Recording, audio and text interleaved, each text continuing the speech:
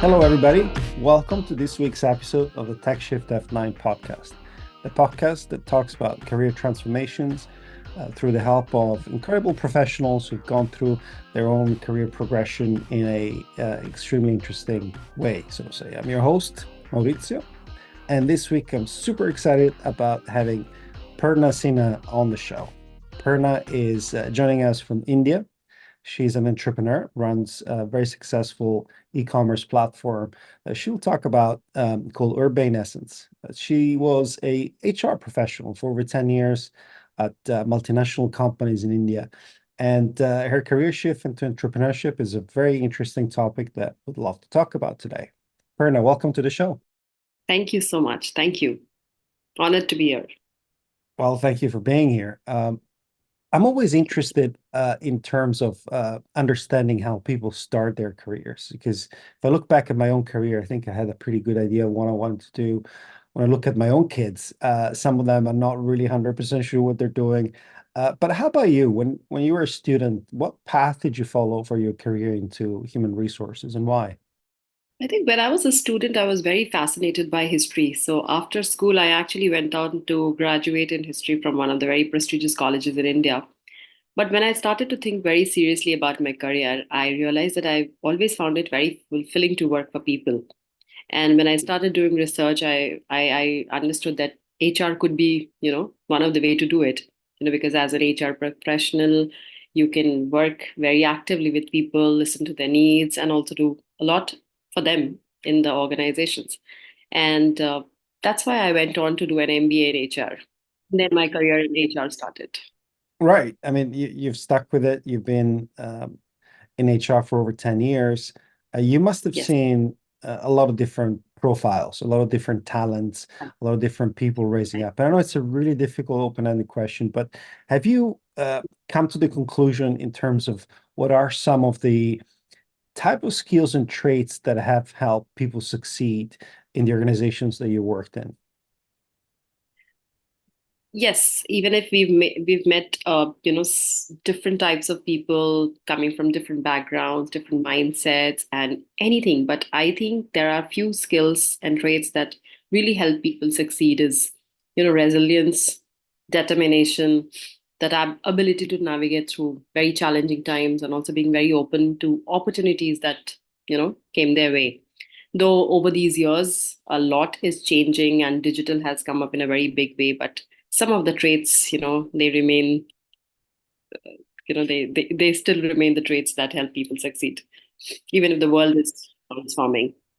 Yeah, I totally agree. And it sounds like a little bit more what we call soft skills than necessarily hard skills.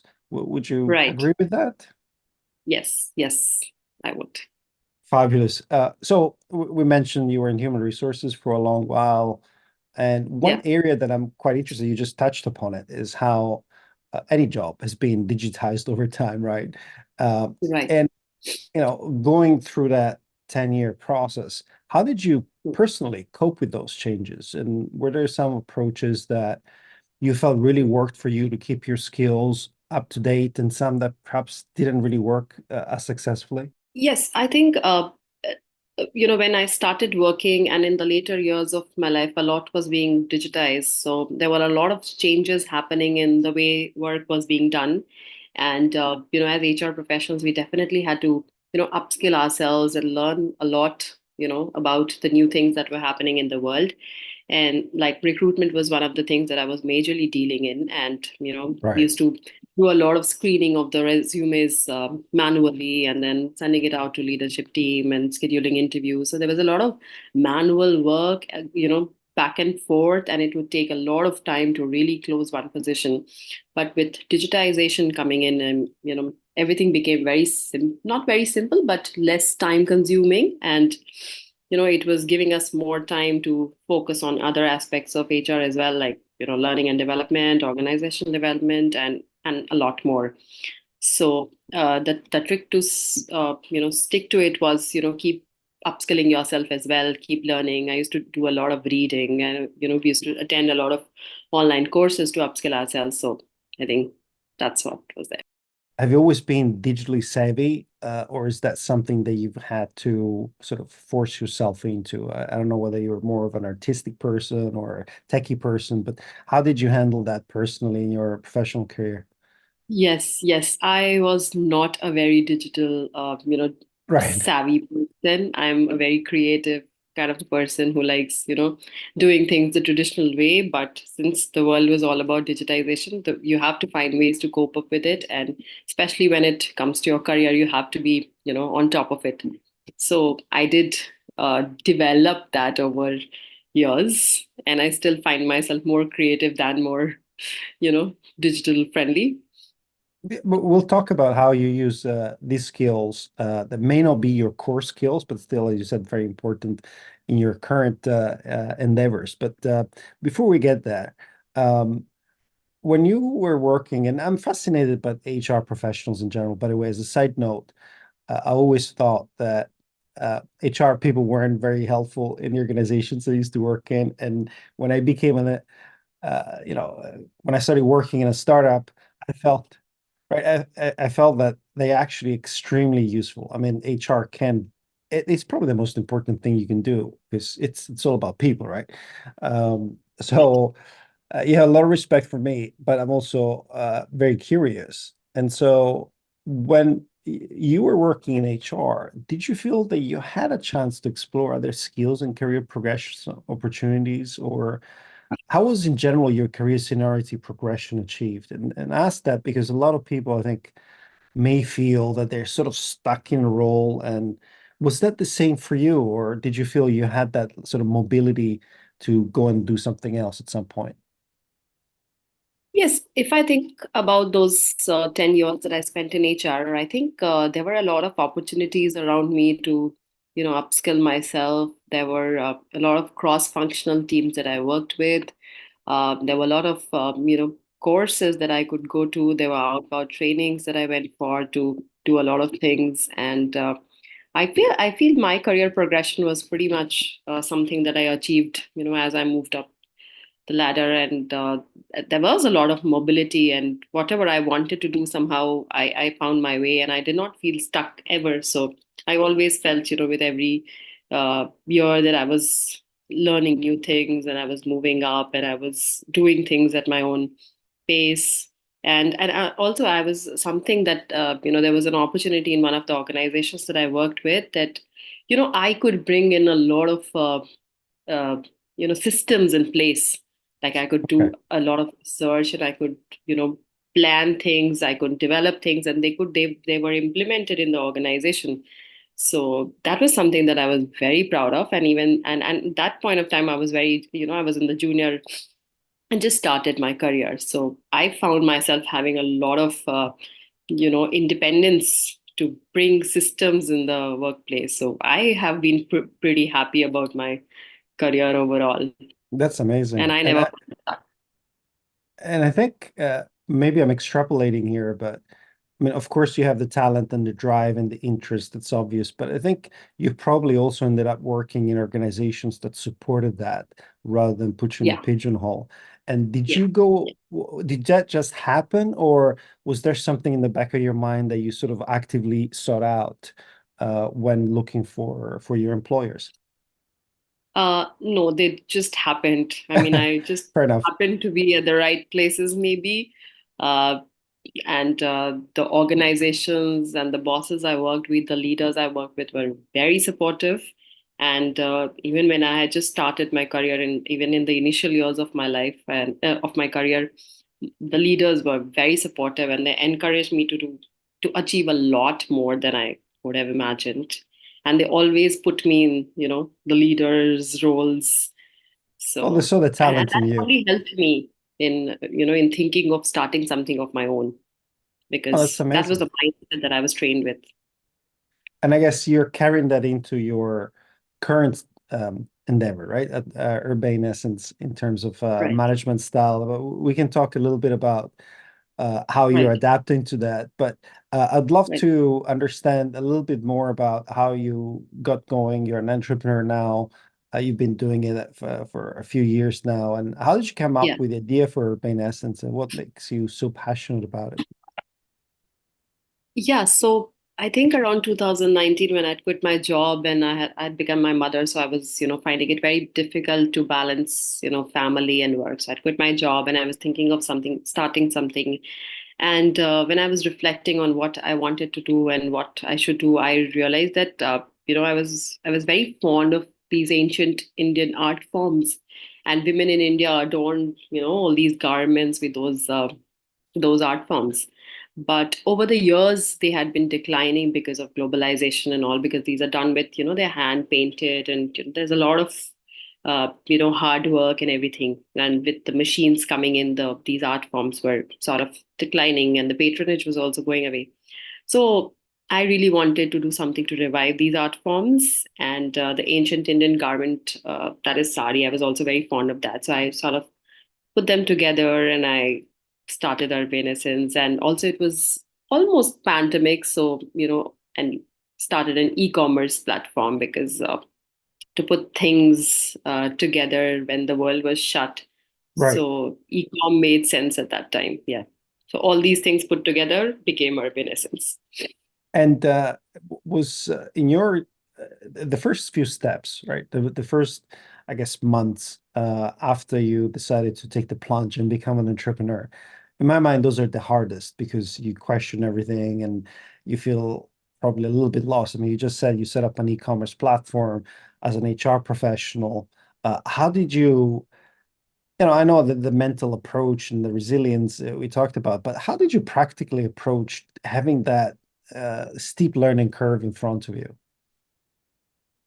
I think I I went slow. I wanted to go slow, and I wanted to take one step at a time, and so that I would not get overwhelmed by the fact that there is a business that I've established and feeling lost and all those things. So what I wanted to do, what I did was, just one step at a time, and taking things very baby steps, taking baby steps, and gradually learning, and then coming back with, better strategies is something that I tried and I still try the same.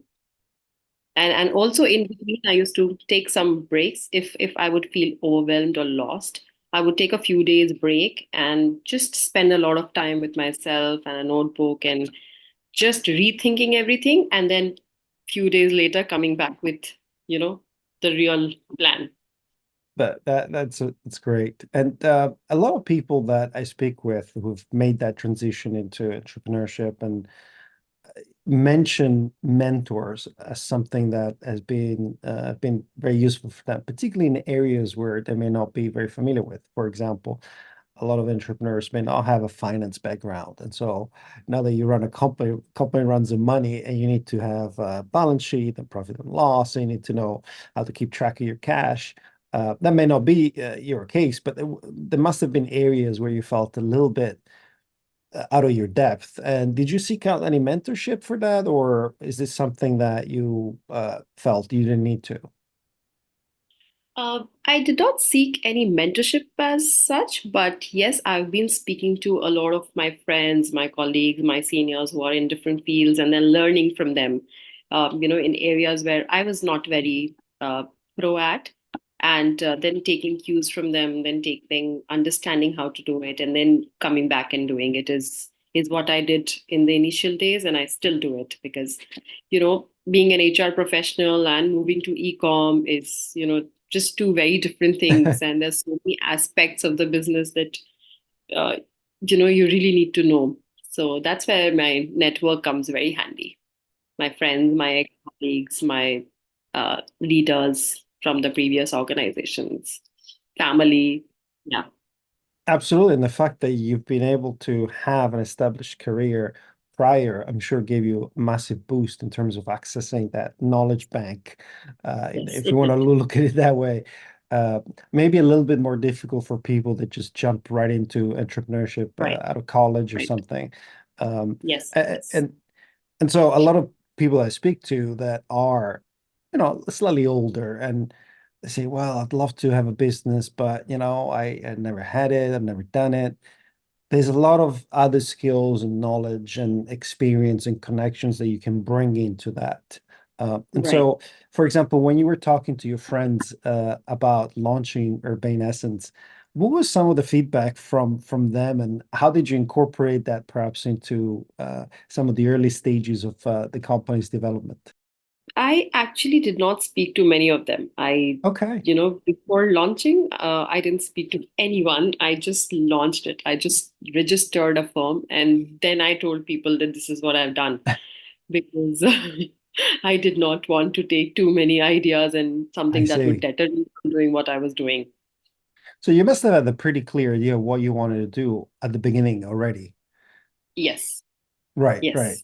And no, that's Yeah, but amazing. the feedback that I got later was, most of my friends were happy, but some of them also had concern that how would I be able to manage an e-com brand because I did not have any experience of that, and I came from HR background, and there were so many areas of the business that they felt that would be difficult for me, but but they all were very supportive, and they still are. So yeah. Yeah, that's amazing. And let's talk exactly about that. I mean, now you manage your own time, you manage the company, you have all sorts of responsibilities.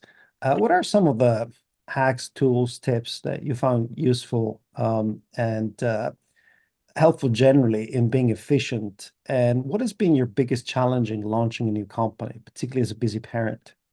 Yeah, I think planning helps a lot. Planning, short term, planning long term, working on your calendar a few months in advance, and working every day with your calendar. Even if you have to work, individually, you block your time in your calendar. It's something that really helps you. Being disciplined with time.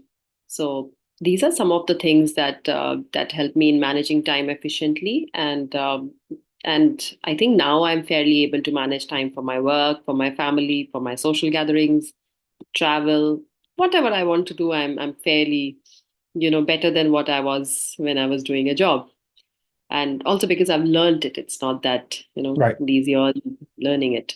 So that was the thing, and the biggest challenge in launching a company as a busy parent is again time, and you know find being able to focus on your work when you have a little baby around you and you have to manage that, and the new business really requires a lot of focus because there's so many aspects that need to be managed, and the smaller pieces have to be weaved in. You cannot miss one part and just focus on like finance or just HR. Business is about putting a lot of pieces together.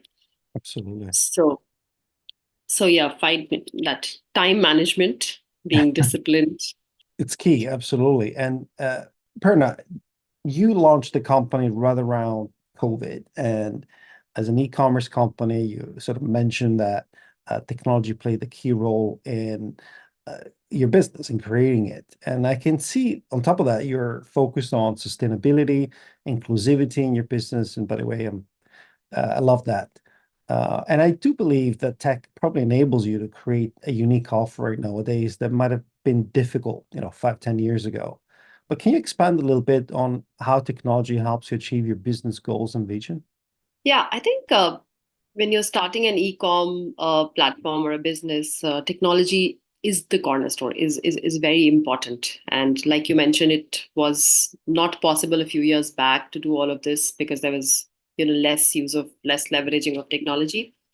So we use a lot of tech-driven strategies to reach wider audience, and not just in India but also across the globe. We have some of our clientele around the globe, so reaching them has definitely been easier with technology. We also use a lot of technology in the back end to ensure seamless customer experience and logistics and inventory management. So, and also, in the platform that we use technology to, for people from across the globe to have an access and, get what they want from us, or even understand the kind of art we do or place their special orders.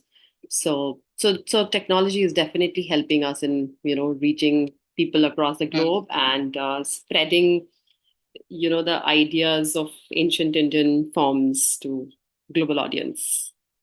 Any aspects of that working with technology that you found a little bit frustrating or unexpected.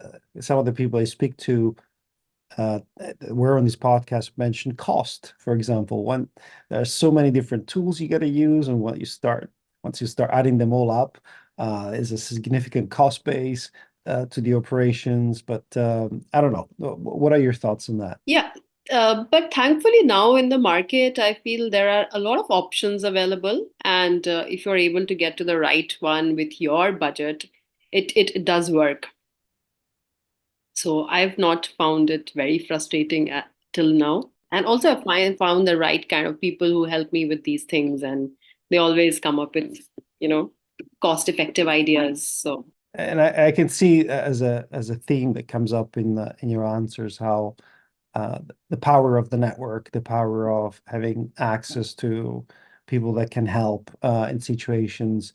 So Prerna, technology, seems to be working very well for you. You have a strong network of support that has helped you in your progress over the years. But as you look ahead and uh, see the potential for the business to keep growing and scaling up, do you feel that you have the right business model for the future, or do you think you'll have to change it, adapt it to making it a more scalable business and a bigger business? No, I feel the model will go a long way. That is how it has been planned, and e-commerce is going to grow, every single day in India or even in the, across the globe in the world economy. E-commerce is contributing significantly.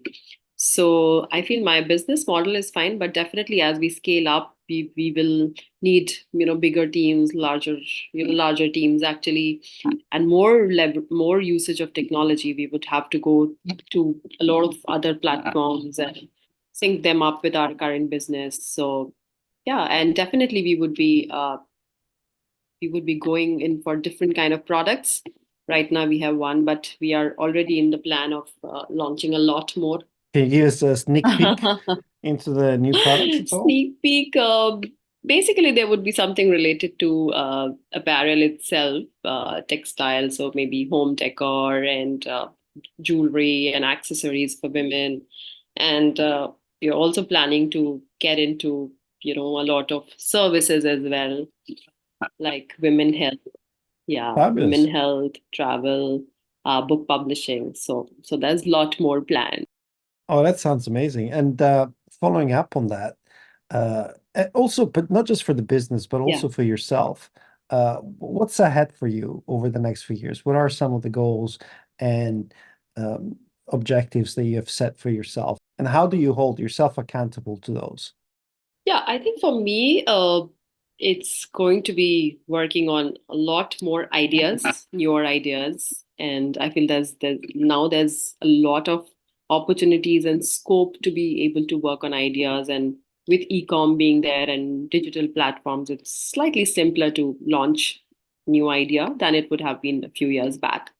So a lot of new ideas and a lot more collaborations with people across the globe, and speaking at some world conferences, which I did 1 or 2 years back. So these are some of the goals, and I keep myself accountable by sort of writing down my goals and vision, probably every week, once at night, and yeah, keeping myself motivated to do something meaningful for the society.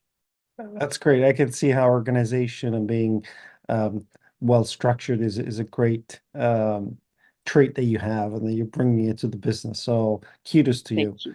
you. Prerna, it's been a pleasure talking to you. Really appreciate it. I wish you all the best, and perhaps at some point you can come back on the show and give us an update about the wonderful new products and services that you're launching. Thank you so much. Yes, I would love to come back. Well, folks, that's all for this week. Stay cool, stay positive,